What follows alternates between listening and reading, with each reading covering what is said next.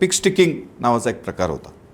पिक sticking म्हणजे घोड्यावरून डुकराची शिकार करणे, रानडुकराची पिक स्टिकिंग. त्याच्यामध्ये अस्सल घोडेस्वारीचं कसब दिसत होतं.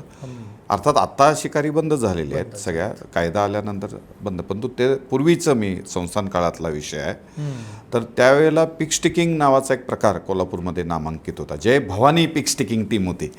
हां, ती कॅप्टन होते त्या टीमचे खुद्द तत्कालीन Chhatrapati his highness lieutenant colonel Rajaram Chhatrapati Maharaj. ते उत्तम घोडेस्वार होते. त्यांना घोड्यांची प्रचंड आवड आणि पारख होते. पुण्यामध्ये देखील रेसकोर्सला त्यांची घोडी पळायची. छत्रपती राजाराम महाराज पूर्ण निपुण होते घोडेस्वारीमध्ये आणि त्यांना खूप आवड होती. थॉरोब्रीड घोड्यांचं त्यांनी ब्रीडिंग पण केलेलं होतं आणि कोल्हापूर पॅडॉक प्रेझेंट. त्यामुळं पिक स्टिकिंग हा एक कोल्हापूरची ओळख आहे. त्यामध्ये जय भवानी पिक स्टिकिंग टीम कोल्हापूरची प्रसिद्ध होती.